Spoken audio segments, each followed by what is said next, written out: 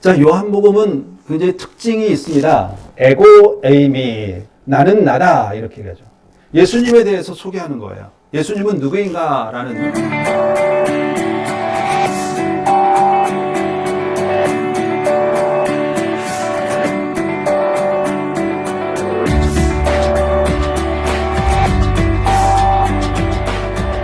여러분 안녕하세요. 반갑습니다. 한수홍 목사입니다. 오늘부터 요한복음을 살펴보려고 합니다. 요한복음은 우리에게 굉장히 친근하게 다가오는 성경이죠. 예수님은 누구인지 그리고 참 복음이 무엇인지를 우리에게 가르쳐주는 책이라고 생각을 합니다. 그래서 오늘 첫 번째 시간 본론으로 들어가기 전에 요한복음이 쓰여졌던 그 시기, 시대적인 상황이 어떤지를 살펴봄으로써 요한복음에 대해서 좀 더 자세하게 그리고 쉽게 이해할 수 있는 그런 시간이 되었으면 좋겠습니다. 자, 여러분들이 도표에서 보시는 것처럼 이 세 개의 나라, 제국이 등장하죠. 하나는 이스라엘, 두 번째는 로마 제국, 세 번째는 바르티아 제국, 이렇게 세 나라 제국이 등장이 되는데요. 바르티아 제국은 이란 계열이라고 볼 수가 있습니다. 유다 그리고 로마 두께가 굉장히 차이가 있죠. 이 말은 그때 당시의 세력을 얘기합니다. 유다는 굉장히 가늘죠. 힘이 없다라는 거예요. 국력이 약하다는 뜻입니다. 그에 비해서 로마 제국은 굉장히 넓고 크죠. 전 세계를 지배할 만큼 로마는 강력한 제국이었다. 이렇게 해석해 볼 수가 있습니다. 요한복음이 쓰여졌던 시기는 일반적으로 학자들에 의하면 85년 이후에 쓰여졌을 것이라는 학자들의 주장이 대부분입니다. 그래서 85년 그 이후에는 어떤 일들이 있었는가 보니까 로마 시대에 도미티아누스 황제가 지배했던 그 시절, 그리고 기독교인들의 박해의 시기가 그때에 이루어졌다라는 것이죠. 한번 시기적으로 한번 자세하게 좀 들여다보죠.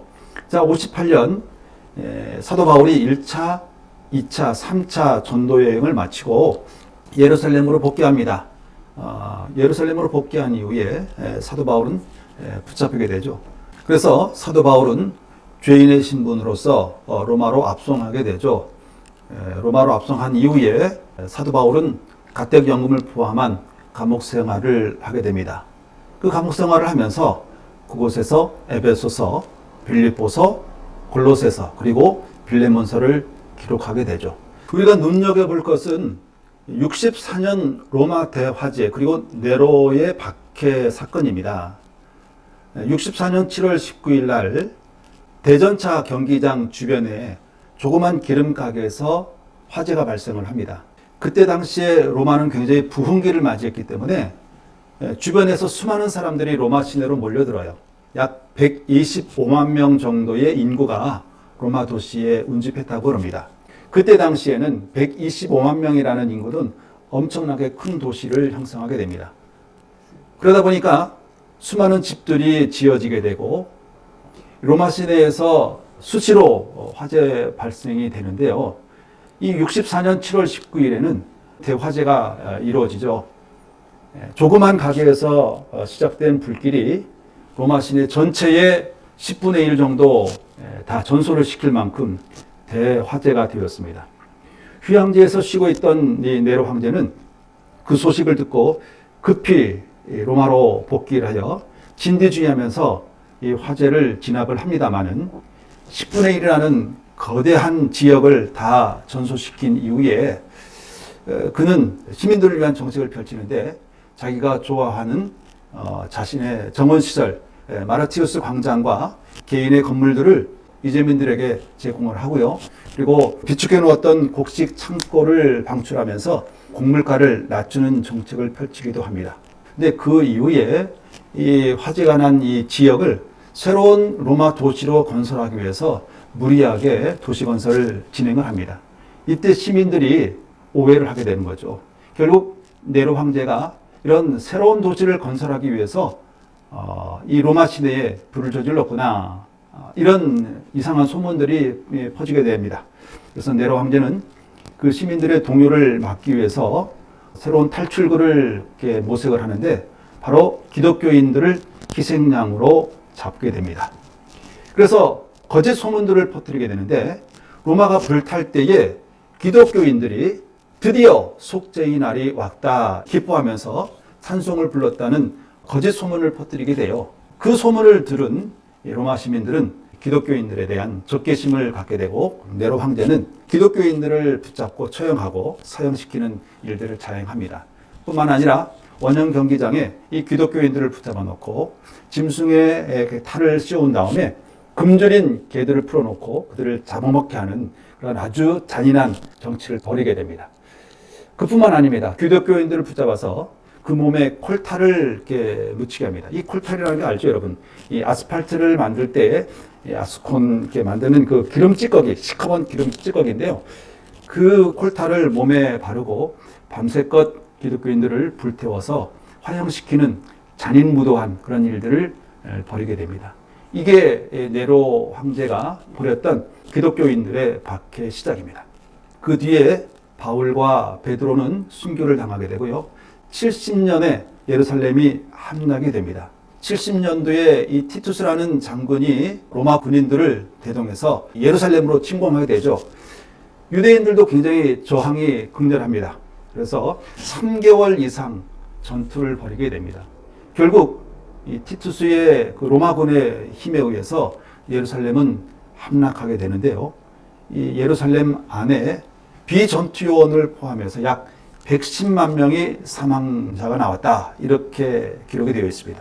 또한 97만 명이 노예로 붙잡혀갔다라는 기록도 있습니다. 이런 예루살렘이 함락이 되고 결국에는 예루살렘의 모든 성전이 무너지고 파괴되는 일들이 일어났죠. 그리고 나서 도미티아누스 황제에 의해서 제2차 박해가 시작이 됩니다. 도미티아누스는 준비되지 못한 왕이라고 합니다. 욕심이 많았고 인내심이 부족했고 일반적으로 보면 이 황제들, 왕들은 죽은 다음에 신격화가 되는데 이 도미티아누스는 살아있을 때 자기는 신으로 추앙받기를 원했죠. 그런 정책을 펼칩니다. 가장 극렬하게 반대했던 세력이 누굴까요? 바로 유대인들과 기독교인들입니다. 그래서 이 도미티아누스는 결국 두 번째 기독교인들을 박해하는데 네로는 로마시 안에서의 기독교인들을 박해했다면 도미티아누스는 소아시아에까지 영역을 넓혀서 모든 기독교인들의 활동을 박해했던 것을 알게 됩니다. 사도 요한도 결국 복음을 전하다가 그때 반모섬의 유배를 당하게 되죠. 자, 반모섬의 유배를 당한다는 것은 결국 사형 집행이 된 거나 마찬가지입니다. 자, 그렇다면 이 사도 요한은 누구일까요? 베드로와 야고보와 요한 중 한 사람이다. 예수님의 최측근의 제자들 중에 한 사람이죠. 그는 예수님께서 십자가에 처형을 당했을 때 예수님께서 요한에게 얘기합니다. 어머니 마리아를 가르치면서 보라 너의 어머니다. 이런 말씀을 남기고 예수님은 죽습니다. 그래서 이 요한은 예수님이 죽고 난 이후에 예수의 어머니 마리아를 모시고 살았다라고 합니다. 그리고 복음을 전하다가 도미티아누스의 그 기독교인들의 박해에 의해서 반모섬으로 유배를 보내게 되죠. 지금이야 이 반모섬은 굉장히 관광지로 유명합니다. 하지만 그때 당시에 이 반모섬은 오고 가는 배가 없었기 때문에 이 반모섬에 유배를 당했다라고 하는 것은 사형 선고나 마찬가지였죠. 그래서 그곳에서 지내다가 도미티아누스가 죽고 그 섬을 탈출해서 후에 에베소에서 지내면서 요한복음을 기록했다. 자, 요한복음은 굉장히 특징이 있습니다. 요한복음에는요, 에고 에이미. 이게 무슨 뜻일까요? 나는 나다. 이렇게 얘기하죠. 예수님에 대해서 소개하는 거예요. 예수님은 누구인가라는 그런 소개하는 책인데요. 바로 예수님에 대해서 7가지로 소개를 합니다. 첫 번째는요, 예수님은 생명의 떡이다. 6장에 보면 나는 하늘에서 내려온 생명의 떡이다. 이렇게 얘기를 하고 있고요. 두 번째, 나는 세상의 빛이다. 세상의 소금이다. 이런 얘기를 하죠. 세상의 빛이라고 예수님 자신을 소개합니다. 세 번째는 요한복음 10장에서 나는 양의 문이다. 선한 목자다. 이렇게 얘기를 합니다. 그리고 요한복음 11장에 나는 부활이요 생명이라. 그리고 14장에 보면 나는 길과 진리와 생명이다. 15장에 나는 참 포도나무다. 이렇게 얘기를 합니다. 또 다른 특징이 있어요. 예수님은 이 요한복음을 통해서 예수님의 표적을 보여줍니다. 7가지의 기적을 보여주는데요. 그 7가지 기적이 뭔가? 우리가 잘 아는 것처럼 요한복음 2장에 가나 혼인잔치에서 물을 가지고 포도주를 만드는 표적. 그게 첫 번째 표적이죠. 예수의 어머니 마리아가 그 가나 혼인잔치 집에서 포도주가 떨어졌다는 사실을 알고 예수님께 얘기합니다. 포도주가 떨어졌다. 그럴 때 예수님께서는 그의 어머니 마리아에게 나와 무슨 상관이 있습니까? 라고 얘기를 하지만 결국 그곳에 있는 종들에게 빈 항아리에다가 물을 가득 채워라. 그리고 가득 채웠던 그 물을 떠다가 연회장에게 갖다 줘라.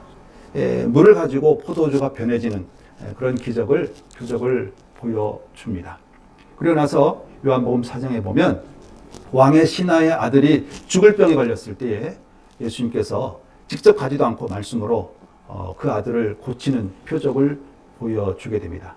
세 번째는요, 38년 된 안전병이 병자를 고칩니다. 그 우물에서 물이 동할 때에 누구든지 먼저 그 우물 속으로 들어가면 어떤 병이든지 다 낫는다고 하지만 이 안전병이는 걸어갈 수가 없기 때문에 항상 늦어요. 그래서 늘 낙심해 있는 이 안전병이를 예수님께서 만나고 네가 낫고자 하느냐라고 물을 때에 네, 낫고자 합니다 라는 대답과 함께 그러면 네 자리를 들고 일어서라. 이런 그런 표적을 보여주죠. 자, 네 번째는요, 오병이어라고 하는 5,000명을 먹이시는 사건. 예수님의 말씀을 듣는 수많은 사람들에게 예수님께서 제자들에게 이 많은 사람들에게 먹을 것을 나눠줘라. 예수님의 제자들이 황당하죠. 아니, 이 많은 사람들에게 어떻게 먹을 것을 이렇게 나눠줄 수 있습니까? 라고 하다가 안드레가 꼬마의 아이가 들고 있는 도시락을 가지고 예수님께로 가지고 오죠. 먹을 거라고는 이 꼬마아이 이 도시락밖에 없는데 어떻게 이 인원들을 다 먹을 수 있습니까? 라고 말씀을 드리자 예수님께서는 그 도시락을 축사하시고 그 도시락을 여기 앉아있는 모든 사람들에게 나눠주라.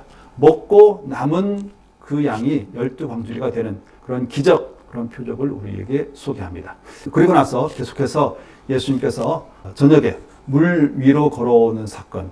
그래서 예수님의 제자들이 깜짝 놀라죠. 야, 귀신인가? 이렇게 했는데 예수님께서 내니 무서워하지 마라.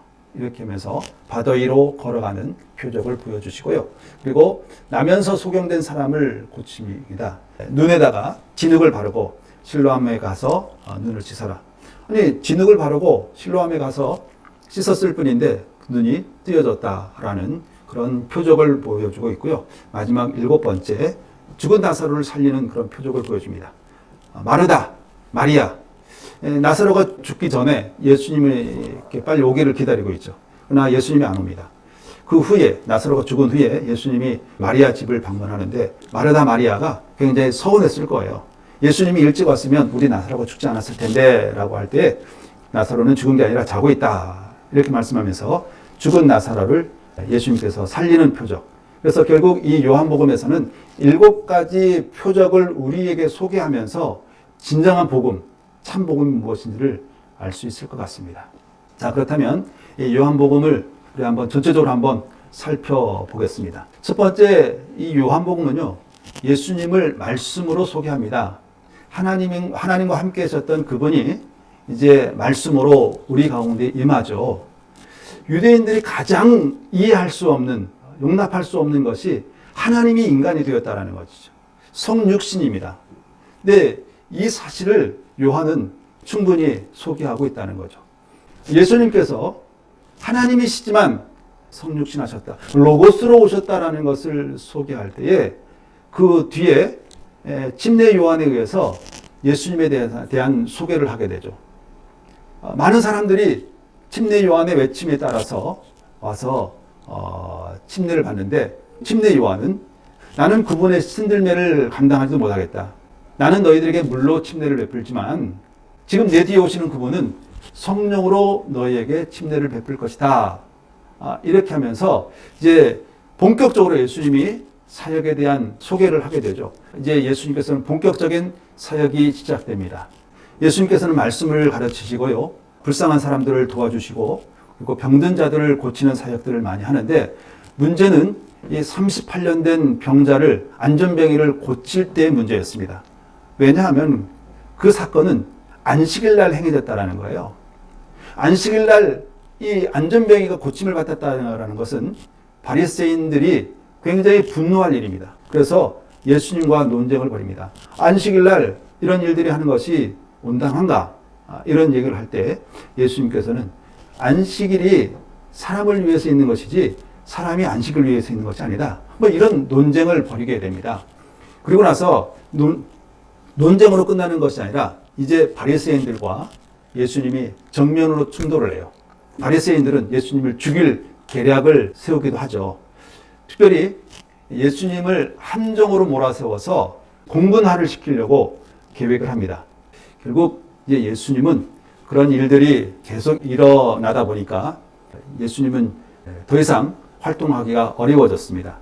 결국에는 예수님은 죽음을 앞두고 제자들과 함께 최후의 만찬이라고 하는 그 만찬의 일들을 합니다. 예수님께서 그 로마 군인들에게 붙잡히고 십자가에 달려 돌아가실 때에 예수님께서는 다 이루었다. 예수님께서는 말씀으로 이 세상에 오셨고 이 세상에 머무르면서 하나님이 행하시고자 하는 모든 일들을 다 이루신 이후에 결국 마지막에 다시 부활하시고 나서 제자들에게 새로운 사명감을 부여하시는데요. 내 양을 먹이라.